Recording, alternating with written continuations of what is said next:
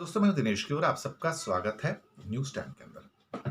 एक मिनट के अंदर कुछ दिन पहले एक रिपोर्ट आई थी, मैं पेश नहीं कर पाया था। माइनॉरिटीज के बारे में, मुस्लिम्स के बारे में, सिखों के बारे में, क्रिश्चियंस के बारे में बड़ी रिपोर्ट थी। मिंट प्रेस्टिजियस न्यूज़पेपर है, इकोनॉमिक पेपर है। डिटेल्ड उसके अंदर जो आई हैं उससे थोड़ा मुझे भी चौंकने का मौका मिला। कुछ किताबें आई जिनकी बात की इसके अंदर। A misunderstood minority gets further marginalised. Bharat के अंदर माइनॉरिटीज, सिख, मुस्लिम्स, क्रिश्चियंस हाशिए पर चले गए हैं, किनारे पर कर दिए हैं।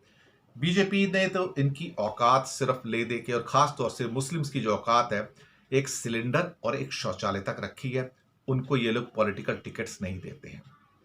ये मुस्लिम्स को इस हद तक एलाइनेट कर चुके हैं, इस हद तक अलग कर चुके हैं कि मुस्लिम्स को अब ये एहसास दिलाना शुरू कर दिया है कि आप इस देश के सिटीजन नहीं हैं, आपका इस देश से कुछ लेना देना नहीं है। और कहीं ज्यादा बोल दिया तो पहले कहेंगे पाकिस्तान चले जाओ।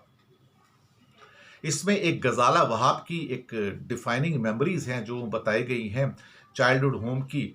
उन्होंने कहा कि जब बहुत सारे मॉब यानी कि लोग आके अटैक कर रहे थे बाबरी मस्जिद का एजिटेशन होने के दौरान, उसके बाद में, और वो सिटी में घूम रहे थे, घरों को अटैक कर रहे थे, तो उसके पिताजी जो कि एक सीनियर पोजीशन पे थे, उन्होंने बहुत सारे पुलिस और सिविल सर्विसेज में फ़ोन किया कि आपको हमारी मदद करनी चाहिए, आके हमें बचाइए।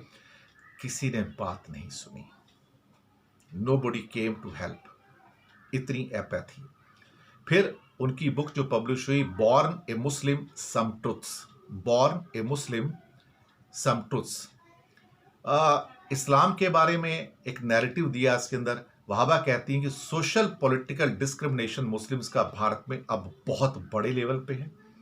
उनको एंटी नेशनल कहा जाता है और उनके ऊपर आरोप लगाया जाता है कि लोग या पार्टीज अपीजमेंट के द्वारा उनको अपनी ओर लेने की कोशिश करते हैं।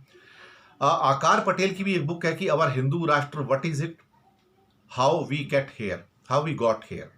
ये डेफिनेशन जो है ये मुस्लिम लीग अंडर मोहम्मद अली जिन्ना का, उन्होंने कहा था कि उसके बारे में थोड़ा लिखा है। पटेल की जो बुक है वो कहीं ना कहीं बहुत सारी चीज़ों के बारे में देखा जाए तो प्रकाश डालती है। ये किताबें इस आर्टिकल के हिसाब से जो मिंट में आया है, ये भारत का जो सेकुलरिज्म का दावा है उसके ऊपर बहुत बड़े सवाल पैदा करती है। और अभी ले दे के योगी आदित्यनाथ ने, तो जो यूपी के चीफ मिनिस्टर हैं, हार्डकोर भाजपा आरएसएस के बंदे कह सकते हो आप उनको, हिंदुत्व के बंदे, उन्होंने कह दिया कि सेकुलरिज्म तो भारत के हिंदू ट्रेडिशन के हिसाब से नहीं है और इसका कुछ ना कुछ इलाज करना पड़ेगा, कहीं ना कहीं इसको एक तरह से कहा जाए तो खत्म करना पड़ेगा। ये शायद शुरुआत है इस वाक्य को दोहराने के बाद, लेकिन भारत का तो कॉन्स्टिट्यूशन ही सेकुलर है। अगर भारत सेकुलरिज्म की राह से हट गया तो फिर भारत और बाकी मुल्कों में फर्क क्या रह जाएगा। आगे लिखते हैं कि भारतीय जनता पार्टी के 303 मेंबर हैं, उसमें से एक भी मुस्लिम नहीं है। टिकट ही नहीं दिया तो आप जीतेंगे कहां से।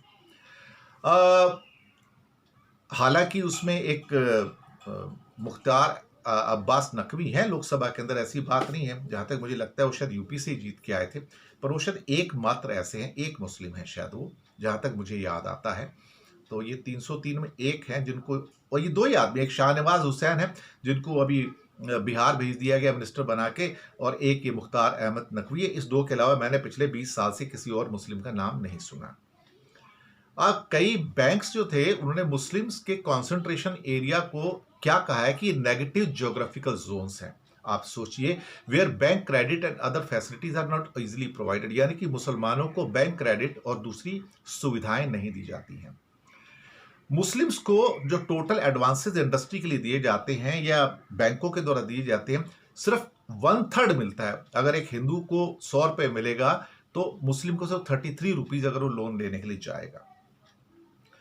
मुस्लिम्स सारी स्टेट गवर्नमेंट हो, सेंट्रल गवर्नमेंट हो, आर्म फोर्सेस हो, पुलिस हो, सब जगह अंडर रिप्रेजेंटेड है। सेंट्रल पब्लिक सेक्टर यूनिट में 3.3% मुस्लिम्स हैं, जबकि भारत में आबादी उनकी 15% से ज्यादा है। रेलवे के अंदर जो है जो 98.7 यानी कि ऑलमोस्ट 99% मुस्लिम्स हैं, जो सबसे लोअर लेवल पे हैं, और शेड्यूल कास्ट और शेड्यूल ट्राइब जो 18% की पॉपुलेशन है और टोटल मिला के करीब 27-28% है, वो भी इनसे ऊपर के पोस्ट उनको मिलती है। सबसे ज्यादा सरप्राइजिंग ये है कि रिसर्च और एनालिसिस विंग रॉ, इंडिया की इंटेलिजेंस एजेंसी, 1969 से 2006 तक आउटलुक मैगजीन ने 2006 में दिया था, एक भी मुस्लिम को रिक्रूट नहीं किया गया करीब करीब 37 ईयर्स में। उसके बाद के डेटा मेरे पास नहीं है, आर्टिकल में ये लिखा है। वो कहते हैं कि जब भी मुस्लिम्स हाई रैंक पर पहुंचते हैं तो एक डबल स्टैंडर्ड आ जाता है और उसको अवॉइड करने की कोशिश की जाती है। वाइस प्रेसिडेंट हामिद अंसारी इसका जीता जागता उदाहरण है कि उन्होंने कई बार कहा है कि I am Muslim and I am vice president, so but I am being बायकॉटेड like anything, और कंट्रोवर्सी भी रही है उनके बारे में, ऐसी बात नहीं।